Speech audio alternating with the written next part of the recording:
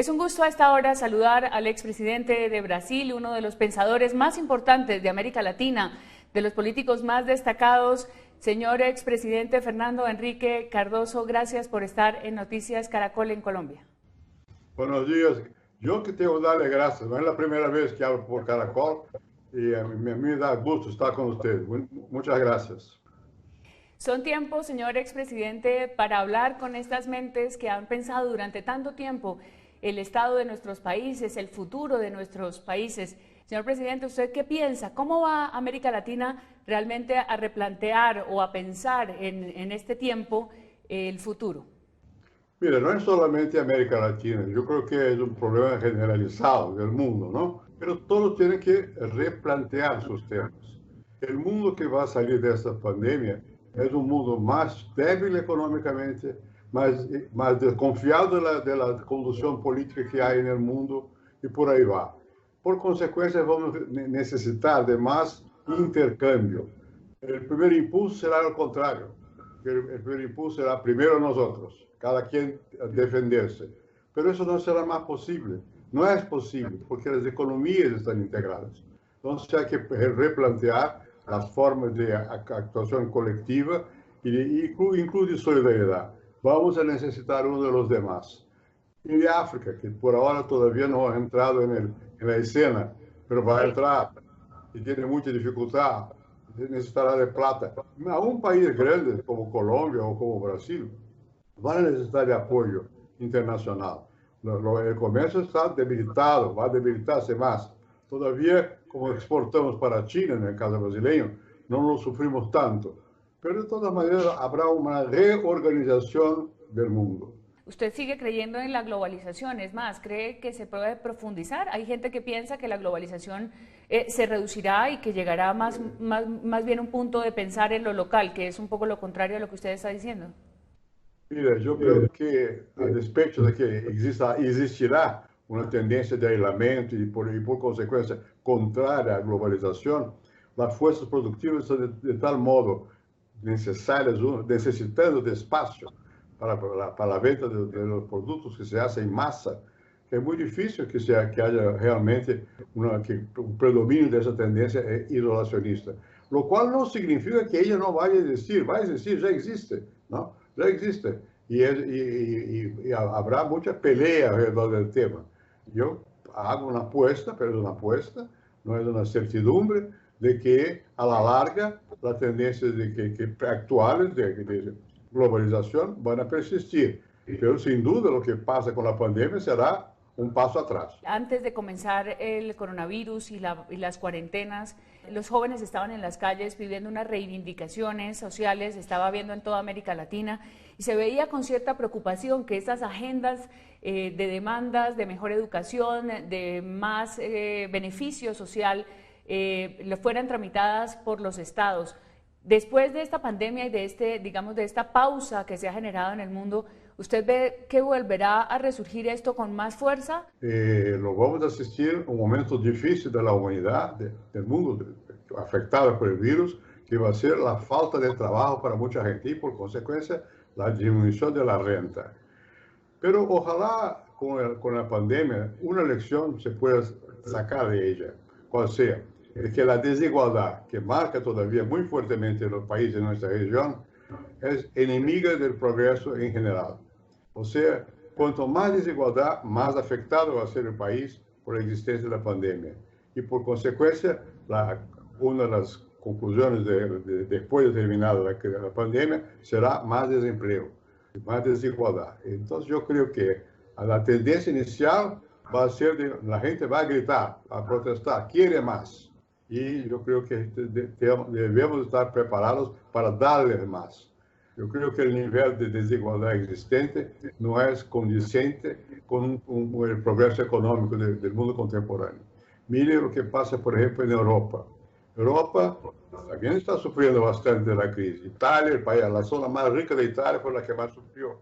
Pero allá hay, de todos modos, mucho más mecanismos de solidaridad en marcha que acá. Acá la gente no tiene mucho que hacer. Si uno va a la periferia de mi ciudad, que es São Paulo, para no hablar de las favelas de Río, yo conozco bien los dos lados.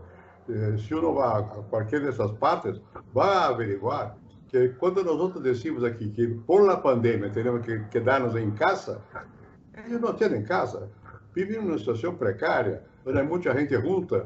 Entonces, es difícil y eso va a empeorar, no va a mejorar. O sea, la labor de reconstrucción de la sociedad va a ser muy, muy dramática, difícil, pero necesaria. ¿En dónde podría quedar América Latina o esta región? Y ya le voy a preguntar por Europa, después de esta pandemia, ¿como 2 décadas atrás? Mira, mira lo que pasa en mi país. El nuevo ministro de Finanzas Públicas es un hombre formado en Chicago y tiene una buena formación, pero ortodoxo. O sea, cree que lo más importante es poner en orden el gasto público, disminuir el déficit público. Él tiene razón, en principio yo traté de pelear para controlar el déficit público, todos pelean, pero ahora es imposible. O sea, vamos a salir con más deudas, no con menos deudas. Y entonces todas las políticas fiscalistas, no es que no tengan razón de existir, es que no tienen posibilidad de vigencia. La gente va a necesitar. Bueno, y por eso yo creo que es necesario también buscar apoyo, no solamente interno, sino externo también. El Banco Internacional, el Fondo Monetario, todos van a ser accionados. Bueno, claro está que los pasos que hemos dado en sentido de liberalización van a sufrir directamente. Aquí la liberalización involucra la necesidad de poner en orden las finanzas y la situación no permite que se pongan en orden las finanzas. Ahora, los momentos iniciales después de la pandemia no van a ser fáciles, porque eso intelectualmente se puede comprender, pero prácticamente la gente quiere lo suyo, cada quien quiere lo suyo. Entonces, los empresarios van a pedir que se cierren mercados, los empleados van a querer que tengan una renta mejor y el gobierno está de por medio. O sea, se requiere liderazgo. Yo creo que para salir de esa crisis no basta automáticamente que las cosas ocurran. Requiere que se dibuje un camino y que se pida que el pueblo acepte ese camino. No se puede marchar solo. No es una cuestión de decir, yo tengo la verdad. No, preguntar a la gente, vamos juntos, ¿cuál es el camino? ¿Estamos de acuerdo? ¿No estamos de acuerdo? Tener flexibilidad para agregar. Necesitaríamos de cohesión.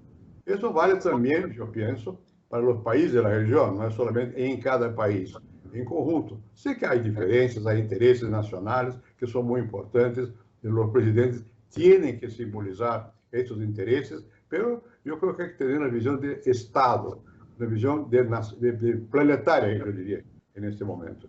¿Cuáles son las características, algunas ya las estaba usted mencionando, cuáles son las características que usted le vería a este liderazgo? Es sin duda muy, muy desafiante encontrar un líder con las características para un momento tan excepcional y tan inédito como el que estamos viviendo. Mire, las personas no nacen líderes, las situaciones también forman líderes. Yo creo que los que vayan a liderar de aquí en adelante tienen que pertenecer a una generación otra, no la mía. La mía ya se fue, ya hizo. ¿No? Yo creo que hay ahí que ayuntar un elemento. Las sociedades nuestras funcionan en red. Usted está en Colombia, yo estoy en Brasil, estamos hablando. ¿No? Eso se da por todos lados. Lo cual significa que hubo una especie de lo que llamo hoy día de empoderamiento de las personas. Y eso hace que las personas salten las estructuras, partidos, estados, lo que sea. ¿Cómo vamos a compatibilizar esto con el liderazgo? Líder va a ser quien sea capaz de influenciar a las personas, no quien sea capaz de dar orden a las personas. Hay que buscar que las personas te sigan, que estén de acuerdo. Y son personas que no se conocen, anónimas. No es como en el pasado, que son las personas que tienen influencia. Hoy cada quien tiene influencia y usa la influencia, se conecta. Yo costumo decir aquí en Brasil lo siguiente, yo estudié mucho a Descartes, los clásicos de filosofía, ¿no? Y Descartes decía, cogito ergo sum.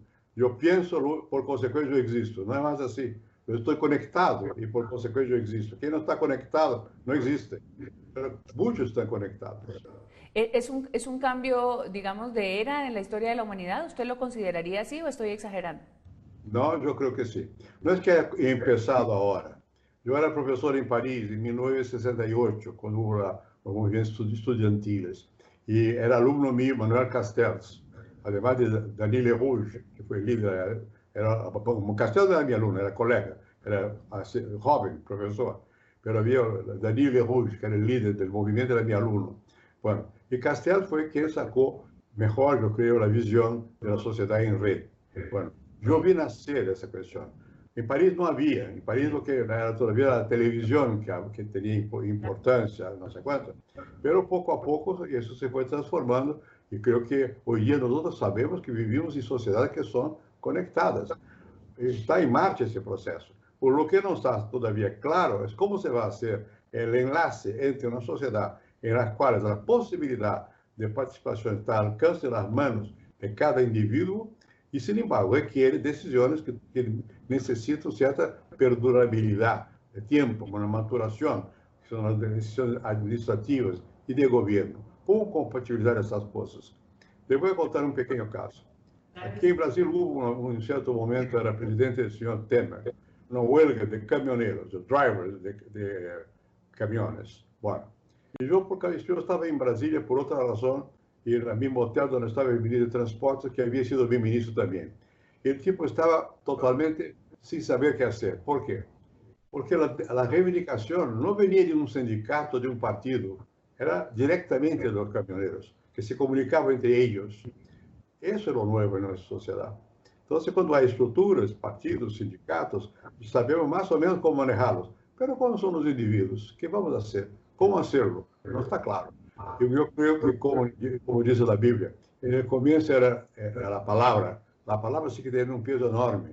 Y en nuestra región, la palabra vale mucho. ¿Quién no sabe conversar, pero no es capaz de orientar a los demás, o por lo menos dar la impresión de que a los demás que tienen quien lo conduzca? Bueno, entonces no se sale, no se va del paso adelante. Entonces yo creo que eso es lo que se requiere hoy, hablar. Y en ese mundo, señor expresidente, en ese mundo de individuos, ¿cómo mantener instituciones democráticas como los partidos políticos? ¿Cómo hacer que ese liderazgo pueda ejercer esa conversación con las personas, pueda llevar a, digamos, a crear proyectos comunes si no están soportados ya en ideologías? Bueno, ese es el gran problema que tenemos, ¿no? Y más, los países nuestros están bien o mal organizados alrededor de ideas de Montesquieu. Quiere decir, hay una independencia y armonía entre los partidos, los poderes. Bueno, uno de los poderes es el Congreso. El Congreso está basado en partidos. Los partidos, en problemas en mi país, son débiles, pero el Congreso es fuerte. Eso es una paradoja. Cuando el presidente no entiende que, aun cuando los partidos sean débiles, el Congreso es fuerte, el presidente se arriesga a perder su mandato, y hay choque. Y cuando el Ejecutivo no es capaz de ejercer su función de liderazgo, ¿qué pasa? Los demás poderes empiezan a disputar quién va a comandar. Aquí, no solo el Congreso, la Suprema Corte también entró en el juego de ver quién comanda. Ellos no saben, no tienen conciencia de que es así, pero es así. ¿Y por qué eso? Porque hay lo que los cientistas llaman la crisis de la democracia representativa. Es verdad, hay una crisis por todos lados, por todas partes del mundo. Y en esta crisis, en este momento, lo que pasa es una disputa de poderes, entre los poderes. ¿Ah? Bueno, en ese momento es que se requiere un pensamiento que incorpore a las personas. No es fácil hablarlo, pero no es fácil hacerlo. ¿Hasta qué punto? ¿Cuáles son los límites? ¿Cómo se mantendrán las instituciones de la democracia representativa? ¿Van a mantenerse? Si no se mantienen, habrá dictaduras. Y la dictadura con el pueblo, vamos a volver al populismo, como en muchas partes está muy presente una tendencia populista. O sea, yo hablo directamente al pueblo y prometo lo que voy a hacer y cumplir, y el pueblo me apoya, y yo menosprecio los demás poderes. ¿Será así? Todo eso está question mark, en punto de interrogante, no se sabe todavía. Estamos en marcha. Por eso la crisis es una transición, más bien. Usted preguntó si era un cambio de era. En un cierto sentido, sí, es un cambio de era. Usted mencionaba cómo Europa en esta pandemia pues ha estado también poniendo a prueba su proyecto de unidad. ¿Usted ve en Europa algún cambio a partir de lo que suponga la crisis económica post-pandemia? Ojalá, pero eso va a depender de la existencia de líderes. Europa tiene algunos líderes. La presidenta de Alemania parece tener liderazgo, Merkel, parece ejercer su liderazgo. Los ingleses se fueron de Europa, es una cosa que a mi modo de ver equivocada, pero a mi modo de ver, ellos se fueron. ¿Eh? Se fueron porque pues van a unirse más a Estados Unidos, no es que se ir aislados. Si estuvieran aislados, no lo harían. Francia y Alemania dieron un paso gigantesco después de la guerra, que se mataron muchas veces, y se dieron cuenta de que era mejor unirse. Y lo que les digo, yo escuché de los alemanes, que sabían de esta cuestión, habían perdido la guerra, pagaron un precio muy alto. Bueno, yo creo que ahora Europa está en la duda, y se ve que hay tendencias desagregadoras de Europa también. Hay, por un lado, una tendencia de derecha en Europa, principalmente en la Europa del Este, Europa que fue comunista. Ahí hay fuerzas muy autoritarias que están prevaleciendo. Y hay más bien un desorden democrático en Italia, en España, en los países que son más occidentalizados, pongámoslo así. Ojalá sea posible mantener la idea de Europa única, aun cuando no sea única, que comparta con los valores de una sola Europa, tenga una articulación más fuerte. ¿Cómo se va? Un país como Francia, que es grande, ¿cómo va a aislarse de Europa y con comercio? Es imposible. La pandemia va a entrar allá si uno no toma medidas de salud pública. Entonces, yo creo que es mejor reforzar las autoridades globales y simultáneamente darse cuenta que hay también intereses nacionales. Mira la dificultad que hay en Europa para la creación del euro. Se ha creado finalmente el euro, pero con mucha dificultad. ¿Por qué? Porque todavía los países no tienen el mismo sistema impositivo. Entonces, eso conlleva también dificultades para tener una moneda común. Pero es normal, la vida no se hace con facilidades, se hace haciendo elecciones cojas entre diferencias. Bueno, yo creo que en Europa, en ese momento, falta quien sea un vocero más fuerte, que pueda propugnar otra vez por la Unión de Europa. La Unión de Europa no es en contra, pero en favor. ¿Ah? Yo creo que hubo un paso muy importante que se dio cuando los Estados Unidos, y curiosamente fue Kissinger, bajo Nixon todavía, que se dio cuenta que China era parte del mundo. Y los chinos también entendieron eso. ¿Ah? Eso cambió el mundo. Eso permitió lo que hemos disfrutado en los últimos decenios, que fue la paz. Si Europa va para una separación entre países, volverá otra vez el egoísmo nacional. Y eso conlleva a peleas, a guerras, no me parece bueno. Presidente, ¿y qué tal el papel de China actualmente frente a los Estados Unidos en la era Trump? ¿Usted cree que esta situación va a llegar a peores escenarios? Los chinos inventaron la teoría de un crecimiento armonioso. Bueno, y creo que creen eso, ¿no? Bueno, y eso les conviene.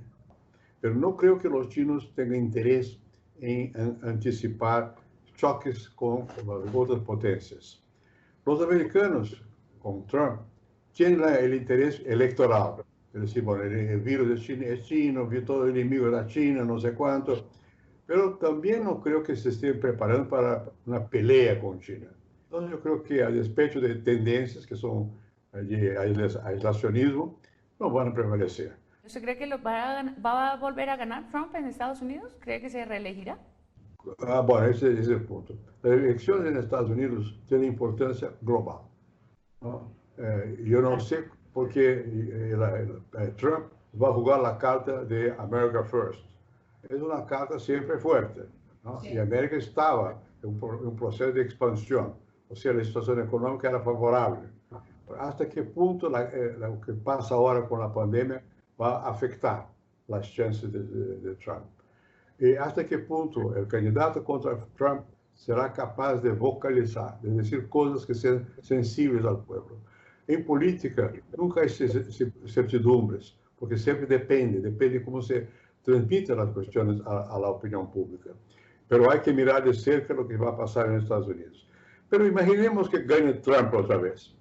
Aunque gane Trump, la democracia en América tiene raíces, el Congreso, la Corte Suprema.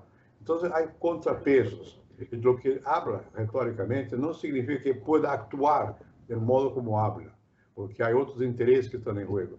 Y la interconexión de las economías es grande. Entonces yo creo que, yo prefiero, como punto de vista personal, yo prefiero que ganen los demócratas.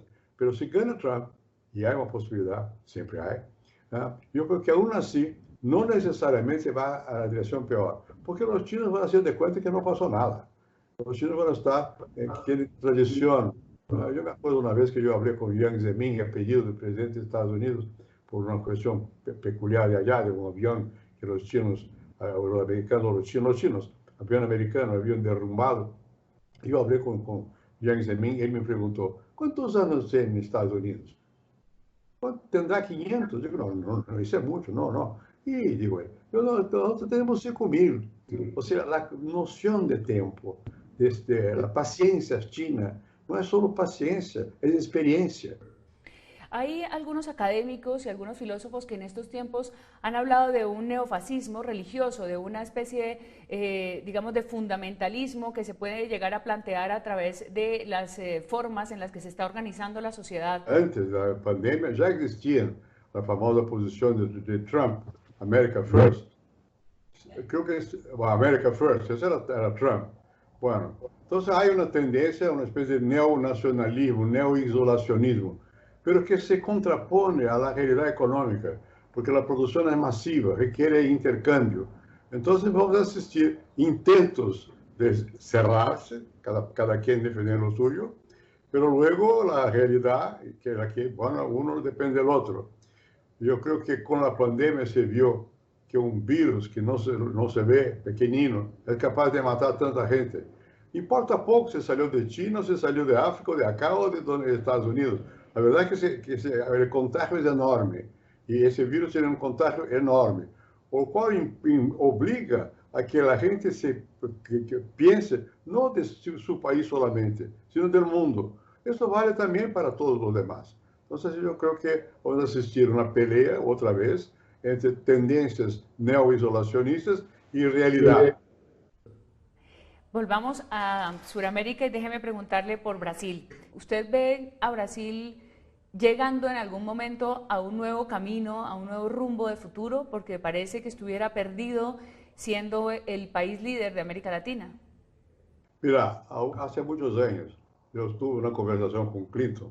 Estábamos en Camp David, que es el sitio donde los presidentes americanos descansan. Y Clinton me dijo una cosa que no me olvidé más. Él me dijo, mire, cuando uno llega a un país, hay que preguntar de qué tiene miedo ese país. ¿Cuál es su principal aspiración? Las dos cosas. Bueno, en el caso de Brasil, el himno brasileño dice que estamos acostados eternamente en una cuna espléndida. Bueno, yo creo que lo que Brasil más desea es levantarse, ponerse parado, ¿no? Yo viví muchos años en Chile, conozco razonablemente América Latina. Había entonces la percepción de Brasil como un subimperialista. Brasil es demasiado grande, la gente no sabe lo que es afuera, se preocupa por lo interno, que no es sub nada, quiere ser algo. Bueno, y tiene condiciones para hacerlo. Los cambios han sido muy profundos acá. Yo voy a cumplir 90 años el año 30, entonces mucha edad. Entonces yo pasé por muchas cosas, vi muchas cosas. Y mi familia, desde el imperio, ¿verdad? Tiene posiciones acá, ocupa posiciones públicas. Bueno, entonces yo vi, percibí las transformaciones. Ese es un país que tiene mucha vitalidad. Yo sé que el presidente actual tiene sus características, quizás la silla, él no esté ajustado a la silla, no expresa quizás ese mismo deseo profundo que hay acá. Pero, sin embargo, acá las cosas ocurren. Yo cuando estaba en Brasilia decía muy o menos, mire, es inútil desear tal cosa, no va a pasar nada. Yo tomo la decisión y no se cumple la decisión. Aquí es un poco así, un poco Italia, un poco Italia. Y además hay partes de Brasil que ya son muy desarrolladas. Yo vivo en São Paulo. En São Paulo es una ciudad que pertenece al occidente, ¿no? Mi madre nació en Amazonas, en Manaus. Manaus es otro mundo. Yo conozco bien la selva, es otro mundo, ¿no? El Nordeste, cada región tiene sus peculiaridades, pero en conjunto el país dispone de mucha vitalidad. ¿No asoma en Brasil de pronto la sombra del militarismo? Mira, yo empecé hablando, yo creo, de que la democracia es una planta que requiere cuidados, hay que mojarla siempre. Así, yo creo que siempre con la democracia hay que tomar cuidado. No creo que exista lo que hubo acá en el 64 y especialmente 68 en adelante, un proyecto de transformación de la sociedad por la mano de los militares. No hay tal proyecto. No creo que los militares de hoy tengan ese pensamiento. Lo cual no significa que no les guste el poder. ¿A quién no les gusta? A todos les gusta el poder. Y hay muchos que están participando del poder. Y participar del poder, ¿qué significa? Que tenga conciencia o no, ventaja para quien está en el poder. Bueno, entonces yo creo que no hay una tendencia consolidada entre los militares de no respetar la Constitución, al revés, quieren respetarla, hablan que quieren respetarla, pero hay una participación creciente en la administración pública. ¿Por qué? Porque el gobierno es débil. Cada vez que el gobierno de un país es débil, él busca apoyos y tiene que buscar apoyo en quien tiene fuerza y a quien el gobierno conoce y nombra militares. Yo me acuerdo en Chile, Salvador Allende, que era de izquierda, nombró militares en gran cantidad. Cuanto más débil, más militares ponía. Ahora aquí también, se ve en salud, recién en los diarios de hoy día, dicen que el ministro de salud va a tener el secretario general, que es alguien del ejército. No es que vaya en nombre del ejército para cumplir una misión contra la democracia, pero el gobierno se está apoyando crecientemente en militares. Eso es un peligro para quién? Para las Fuerzas Armadas, que ya tuvieron experiencia y ganaron esos años todos el respeto de la sociedad. Bueno, pueden perderlo si se hace la confusión entre la Fuerza Armada y el gobierno, el Estado. El Amazonas es un espacio común que compartimos Brasil, Colombia y los otros países que hemos, de alguna manera, en el caso de Colombia sobre todo, dejado muy lejos del centro de la toma de las políticas públicas, pero que hoy resurge como una necesidad de salvarlo. Hemos visto los incendios en el Brasil, la preocupación mundial que hubo por el Amazonas. O sea, no tienen conciencia ecológica. Yo creo que estas pandemias van a alertar más, a advertir más al mundo de la necesidad de un cierto equilibrio en esa materia también. Hay que mantener un equilibrio ecológico. Yo sé que es costoso. Hay que respetar la capacidad productiva del país. Hay que respetar los intereses del Estado Nacional. Pero hay que respetar los de la humanidad también. En fin, hay que hacer compatibles esas cuestiones. Ese es el gran desafío. Y por eso soy muy contrario a imaginarse que ahora, después de la pandemia, cada quien cuide de sí. No, hay asuntos que son de la humanidad, de la vida del hombre que está en juego. Y la Amazonia forma parte de ese contexto, porque ahí también hay la necesidad de preservar la vida natural. De otra manera, podemos ser afectados por otras pandemias, otros males que también son negativos, que pueden destrozar a la vida humana en el planeta. Sumado a esta reflexión sobre el medio ambiente, el clima, el futuro del planeta, pues viene el tema de la alimentación. Estamos haciendo una reflexión sobre el abastecimiento, el autoabastecimiento, o en fin, la producción de alimentos en el mundo, porque una vez que nos hemos dado cuenta que un virus nos puede poner contra la pared, el elemento fundamental ha sido la alimentación. ¿Puede la agroindustria generar algún tipo de cambio en esta discusión con el medio ambiente que es de fondo? La productividad ha aumentado en desproporción con la ocupación de tierras. No se necesita tanta tierra para tener aumento en la producción. Claro que hay límites para eso, pero es importante la comprensión de que sin ciencia y tecnología no hay solución. La gente necesita comer, necesita de producción, y es posible producir más y mejor con menos ocupación de tierra. Bueno, aquí en el Brasil, si uno mira ahora lo que está pasando con la crisis económica y todo lo demás, ¿cuál es el sector más saludable? Es de agricultura y ganadería. ¿Por qué exporta? Por lo que usted mencionó, porque el mundo tiene que comer y algunos países como los nuestros tienen la capacidad de producir comida.